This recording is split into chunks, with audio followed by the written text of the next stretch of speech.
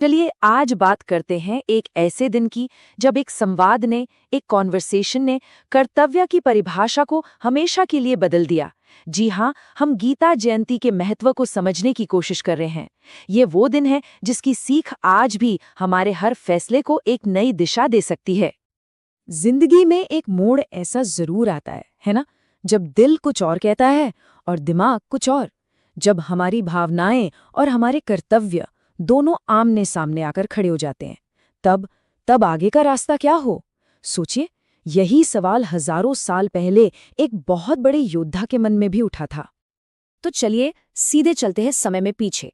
कहानी की शुरुआत होती है कुरुक्षेत्र के युद्धभूमि से, जहां इतिहास का शायद सबसे बड़ा धर्म संकट खड़ा था। जरा इमेजिन कीजिए, कुरुक्षेत्र का वो विशाल मैदान, दो सेनाएं एक दूसरे के सामने खड़ी हैं, हवा में तनाव है, कर्तव्य की पुकार है और साथ ही एक अनकहा सा दुख भी है।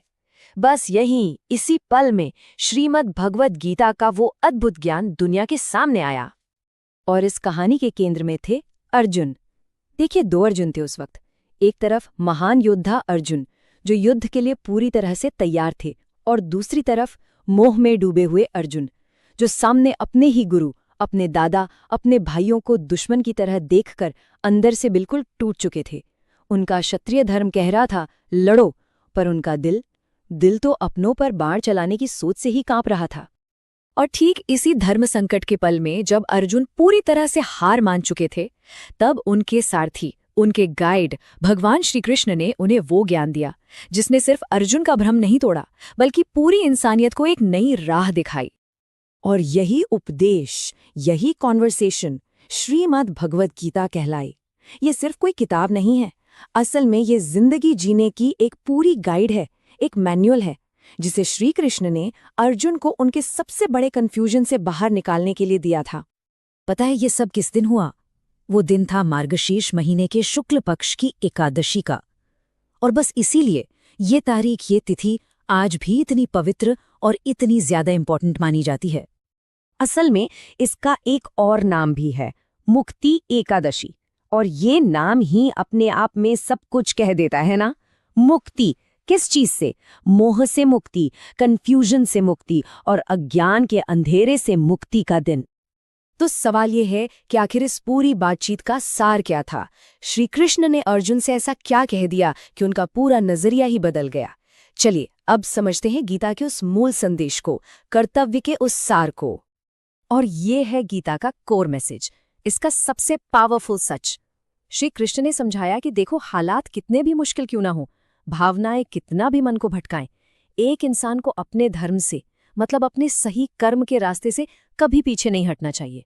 फल की चिंता छोड़ दो, बस अपने कर्तव्य पर फोकस करो। यही कर्म का सच्चा रास्ता है। और कमाल की बात यह है कि ये सीख ये टाइमलेस है। ये हमें आज भी सिखाती है कि जिंदगी की उलझनों के बीच क्लैरिटी के साथ, एक पर्पस के साथ आगे कैसे बढ़ना है। ये ज्ञान सिर्फ उस युद्ध के मैदान के लिए नहीं था, नहीं, ये तो हमारे हर दिन के छोटे बड़े फैसलों के लिए गाइड है। तो फिर आज के जमाने में इस दिन को कैसे याद किया जाता है? देखिए, ये सिर्फ इतिहास का एक पन्ना नहीं है, ये तो एक जीता जागता उत्सव है, ज्ञान का उत्सव। गीता जयंती को सिर्फ एक त्योहार समझना गलती होगी। असल में ये उस ज्ञान, उस धर्म और उस कर्तव्य को याद करने का दिन है जो सही रास्ता दिखाता है। ये एक मौका रुक कर सोचने का कि गीता का संदेश हमारी अपनी जिंदगी में कहाँ फिट होता है। और आखिर में ये पूरा प्रसंग हमें एक बहुत गहरे सवाल के साथ छोड़ जाता है। आज की ये जो भागदौड़ वाली जिंदगी है, ये भी तो किसी कुरुक्षेत्र से कम नहीं है ना? तो इस कुरुक्षेत्र में हमारा धर्म क्या है? हमारा असली कर्तव्य